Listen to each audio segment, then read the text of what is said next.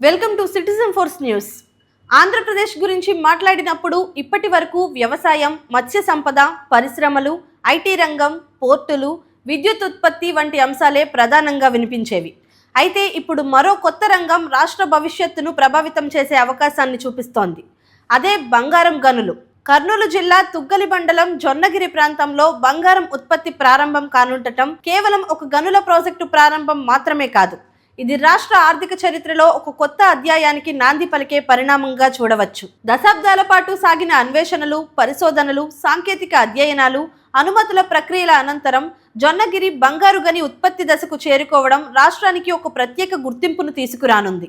భారతదేశంలో బంగారానికి ఉన్న ప్రాధాన్యం గురించి ప్రత్యేకంగా చెప్పాల్సిన అవసరం లేదు. ప్రపంచంలోనే అత్యధికంగా బంగారం వినియోగించే దేశాల్లో భారత్ ఒకటి.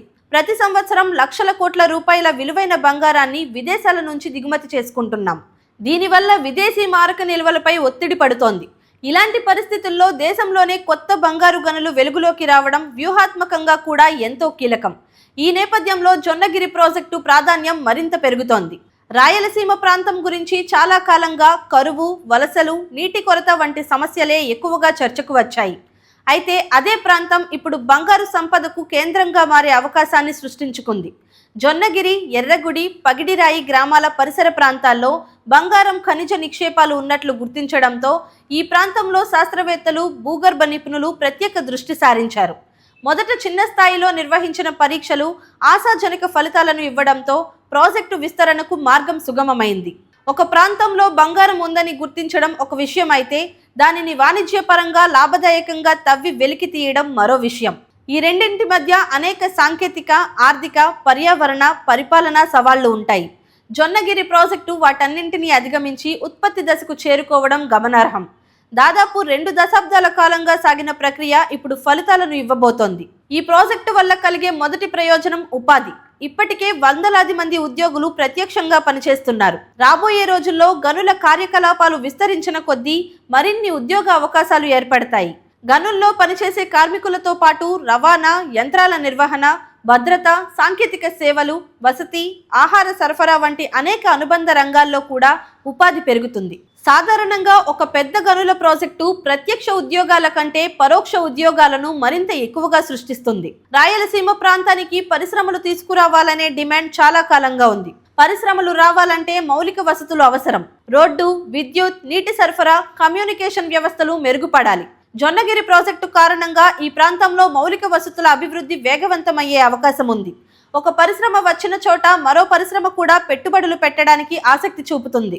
ఈ కోణంలో చూస్తే బంగారు గని ఒక ఆర్థిక అభివృద్ధి కేంద్రంగా మారవచ్చు. అయితే ఈ ప్రాజెక్టును కేవలం బంగారం ఉత్పత్తి పరిమితిలో మాత్రమే చూడకూడదు. ఇది విలువ ఆధారిత పరిశ్రమలకు కూడా దారితీయగలదు. బంగారాన్ని తవ్వడం ఒక దశ మాత్రమే. దానిని శుద్ధి చేయడం, నిల్వ చేయడం, నగల తయారీ, ఎగుమతులు వంటి అనేక రంగాలు దీనికి అనుసంధానమై ఉంటాయి.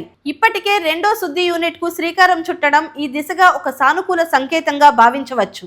ప్రపంచవ్యాప్తంగా గనుల రంగం పెట్టుబడిదారులను ఆకర్షించే రంగంగా గుర్తింపు పొందింది. ఒకసారి ఒక ప్రాంతంలో విలువైన ఖనిజ సంపద ఉన్నట్లు నిర్ధారణ అయితే అక్కడికి దేశీయ, విదేశీ పెట్టుబడులు వచ్చే అవకాశం ఉంటుంది. జొన్నగిరి విజయవంతమైతే ఆంధ్రప్రదేశ్లోని ఇతర ఖనిజ ప్రాంతాలపై కూడా పెట్టుబడిదారుల దృష్టి పడే అవకాశం ఉంది. ముఖ్యంగా అనంతపురం జిల్లా, రామగిరి ప్రాంతం, చిత్తూరు జిల్లాలో గుర్తించిన బంగారు నిక్షేపాల అభివృద్ధికి ఇది ప్రేరణగా మారవచ్చు. అయితే ప్రతి అవకాశంతో పాటు కొన్ని సవాళ్లు కూడా వస్తాయి. గనుల తవ్వకాల వల్ల పర్యావరణంపై ప్రభావం పడే అవకాశం ఉంటుంది. భూగర్భ జలాలు, నేల నాణ్యత, వృక్ష సంపద, జీవ వైవిధ్యం వంటి అంశాలపై నిరంతర పర్యవేక్షణ అవసరం. ప్రపంచంలోని అనేక దేశాల్లో గనుల అభివృద్ధి పేరుతో జరిగిన పర్యావరణ నష్టం తర్వాత పెద్ద సమస్యగా మారిన ఉదాహరణలు ఉన్నాయి. కాబట్టి అభివృద్ధి మరియు పర్యావరణ పరిరక్షణ మధ్య సమతుల్యతను పాటించడం అత్యంత అవసరం. స్థానిక ప్రజల ప్రయోజనాలు కూడా ఇందులో కీలక అంశం. గనుల ప్రాంతాల్లో నివసించే గ్రామస్తులకు ఉపాధి, విద్య, ఆరోగ్యం, తాగునీరు, రోడ్లు వంటి సదుపాయాలు కల్పించాలి. పరిశ్రమలు అభివృద్ధి చెందుతున్నప్పుడు స్థానిక సమాజం కూడా అభివృద్ధి చెందితేనే ఆ ప్రాజెక్టు నిజమైన విజయంగా చెప్పుకోవచ్చు. కేవలం ఖనిజ సంపదను వెలికి తీయడం కాకుండా సామాజిక బాధ్యతను కూడా సంస్థలు నిర్వర్తించాలి. భారతదేశంలో గతంలో కోలార్ గోల్డ్ ఫీల్డ్స్ వంటి బంగారు గనులు ఎంతో ప్రసిద్ధి చెందాయి. అయితే కాలక్రమేణా వాటి ఉత్పత్తి తగ్గిపోయింది.